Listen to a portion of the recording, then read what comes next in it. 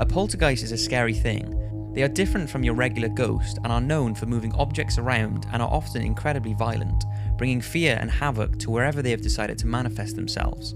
So here we have 5 terrifying cases of people having run-ins with evil poltergeists. Greyfriars Kirkyard is the graveyard surrounding Greyfriars Kirk in Edinburgh, Scotland. It's rich with history. Hundreds of burials and 2 exorcisms have taken place there since the 16th century, so as you can imagine, it has its fair share of stories. One of the most popular being that of Bobby, an incredibly loyal dog who guarded his master's grave for apparently 13 years. But the graveyard is most famous for its poltergeist activities, and there is one story that is particularly terrifying.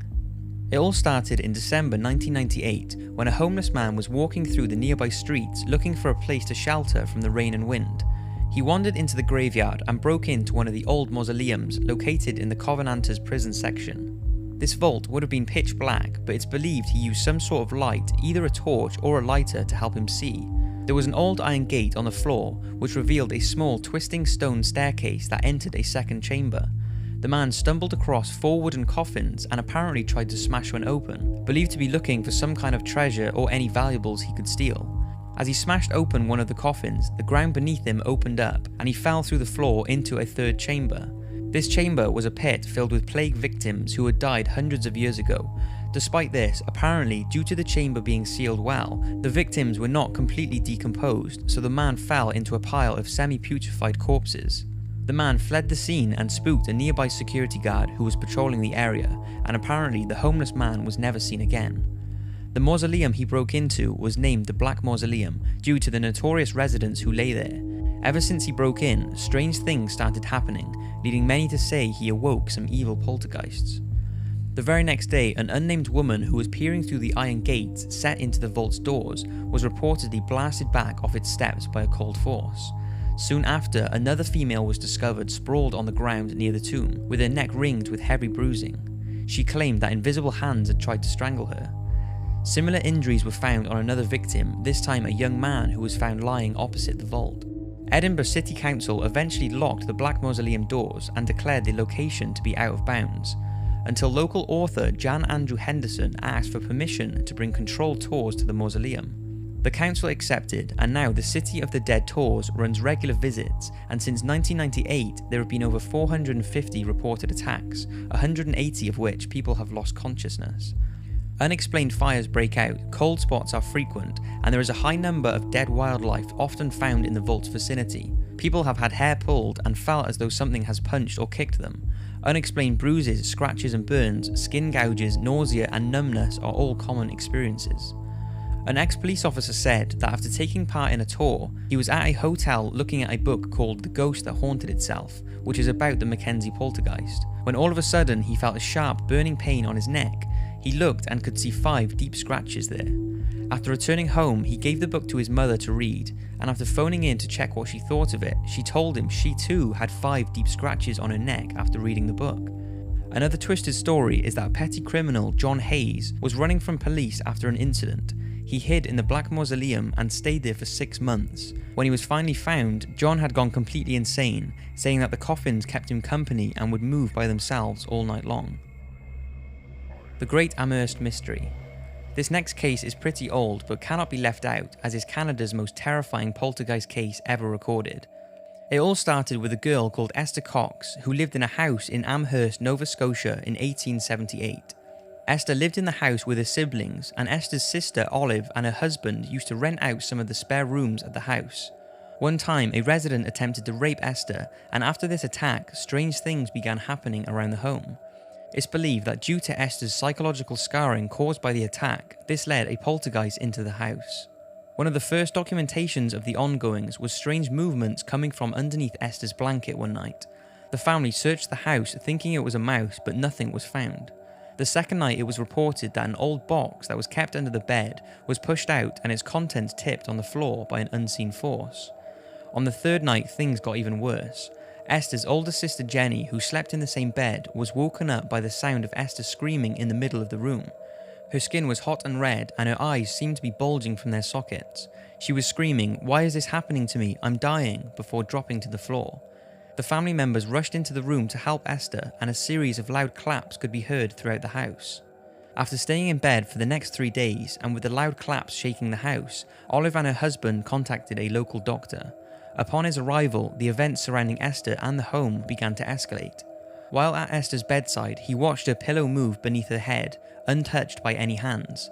He saw her bedclothes thrown across the room by unseen hands and heard a scratching noise followed by a jagged clump of plaster that tore from the wall and landed at the doctor's feet.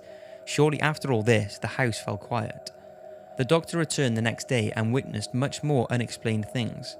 Items hurled themselves across rooms, strange scratching and banging noises could be heard coming from the roof of the house, and the most terrifying thing he witnessed was letters etching themselves on the wall above Esther's bed.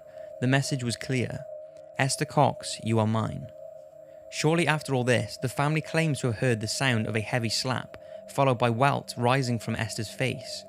It was at this point everyone realised things were getting bad, so Esther moved out of the house and into her other sister's home miles away.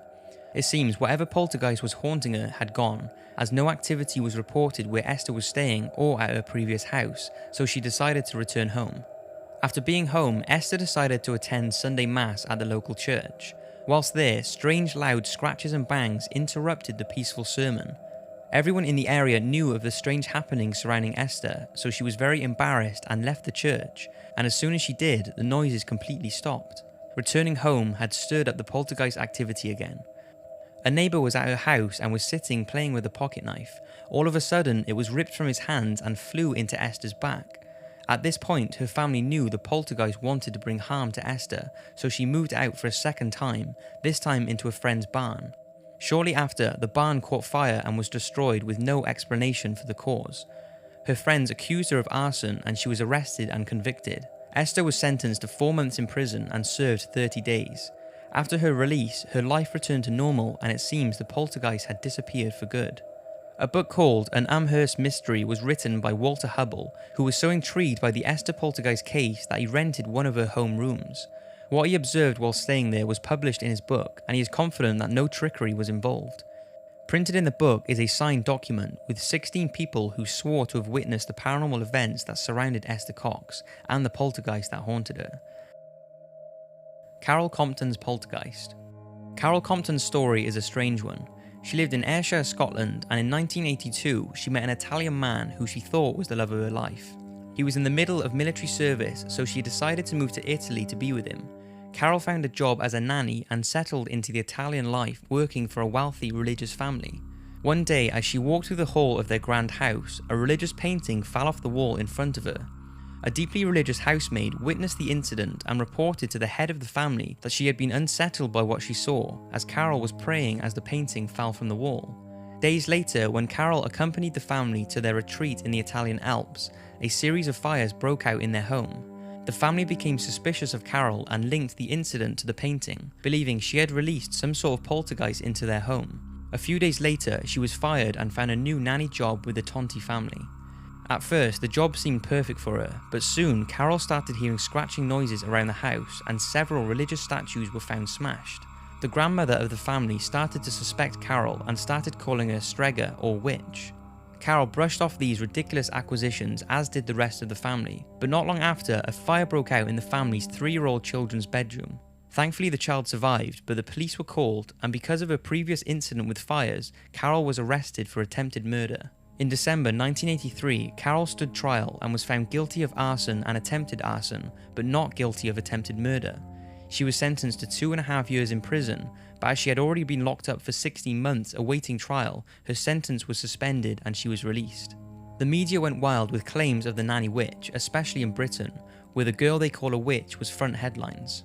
Even though there was never any evidence to link her to the fires or strange going-ons in the 2 family homes, to this day it's believed Carol was being followed by a poltergeist that wanted to bring nothing but evil into her life. In 1990, Carol published a book about her ordeal called Superstition: The True Story of the Nanny They Call a Witch. The book includes evidence from experts who suggested she was the victim of a poltergeist. The South Shields Poltergeist, Tyne and Wear, England. In December 2005, a young couple, Mark and Marianne, returned to their terrace house in South Shields, England, to find 2 chairs stacked on top of each other and on their table. This was the start of their poltergeist story, and over the next few months they experienced several more unexplained events, such as objects disappearing from one room and ending up in another, doors slamming by themselves when no breeze was present, often waking them up in the night, and even a chest of drawers was moved from a bedroom and onto the landing. One evening, as the couple got ready for bed, they said that the room felt unusually cold. As they turned the lights off and snuggled down for the night, Mary Ann was hit on the head with something. She immediately sat upright and turned on the lights to discover it was her son's toy dog. Moments later, she was hit with another toy, and soon the couple were being bombarded from all directions with flying objects. As they pulled the duvet around themselves for protection, they became aware of a hand trying to pull the cover from them for a few seconds, and had to wrestle with something that was trying to tug at the duvet. What happened next was even more horrific. Mark screamed in pain as long claw-like scratches appeared on his back, 13 in total. The couple got so desperate they called in paranormal investigators, and over many months the investigators witnessed and photographed many disturbances. It's reported that the poltergeist hung the couple's son's rocking horse by one rein from the loft hatch, and in another sinister incident, a large toy bunny was found sat in a chair holding a box cutter blade. The poltergeist also started writing threatening messages on a whiteboard and sent text messages to Mary Ann's phone saying, "I'm going to get you, and you're dead." The texts were attempted to be traced, but to no success. The final straw for the couple was when their child started to be moved from his bed and put on the floor. They even found him wrapped up in a cupboard, seemingly asleep but with his eyes wide open.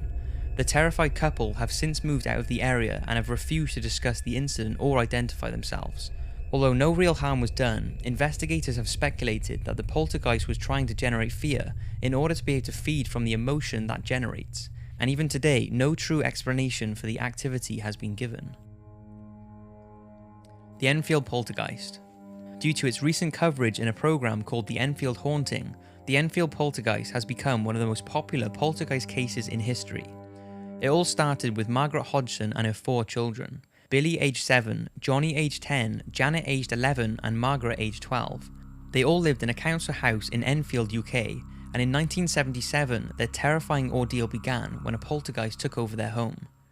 The activity started one night when the girls, Margaret and Janet, were in bed, and suddenly their chest of drawers started moving towards them. Their mother, who could hear the noises downstairs, went to see what was going on, and told the girls to stop messing around. Then all of a sudden, the chest lurched towards her. She pushed it back, only for it to move towards her again. All that night, the terrified family were kept awake by strange noises and knocking throughout the home. This was the start of their 2-year ordeal with a poltergeist, and over the next few months, the family continued to experience knocking on the walls and furniture moving seemingly by itself. They also had Lego bricks and marbles thrown at them, and fires would light around the house then spontaneously extinguish themselves. On more than one occasion, Janet was thrown from her bed and apparently levitated in the air with toys swirling around her. This was witnessed by 2 passers-by who could see it through the bedroom window. Shortly after, a priest and a police officer were called in, but neither could resolve or explain the activity. Both, however, acknowledged that it was happening, which for some adds strong credibility to the Enfield case. Things continued to get worse, and Janet was often physically attacked, one time being strangled by her bedsheets, and if it wasn't for her mother, things may have turned bad. Eventually, paranormal investigators were called in, Maurice Grosse and Guy Leon Playfair, who recorded over 2,000 unexplained events within the home. They witnessed Janet being dragged from her bedroom and down the stairs, a cast iron Victorian fireplace ripped from the wall, which weighed 60 pounds and could not have been lifted by the children, and when Janet began barking, things took an even darker turn. They were all sat downstairs when Janet started doing this, so Maurice decided to ask questions. The spirit coming through Janet was thought to be a man called Bill, who previously lived and died in the house. It was first thought that Janet was faking the voice, but investigations showed it would have been almost impossible for her to keep up such a voice that came from the false vocal cords deep in the throat, and after her mouth was filled with water and taped up, the voice could still clearly be heard. The investigators are confident she was not messing around.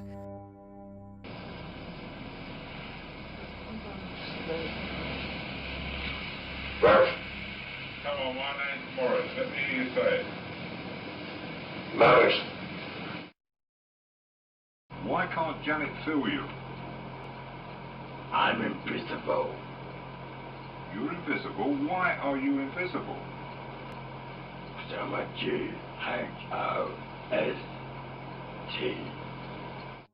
The voice does sound like an old man, and when those recordings were played to the man's son it was believed to be, he is confident it was his father coming through, leading the investigators to believe Janet was indeed possessed by Bill and was not faking the voice. Around 2 years after the first strange event in the home, all the activity stopped.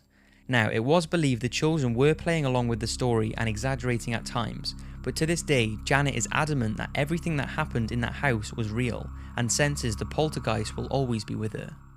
So that's 5 terrifying poltergeist stories. If you have any of your own stories, we would all love to hear them, so leave them in the comments, or send me an email and I can hopefully use it for a future video. As always, thanks for watching and see you next week for another video.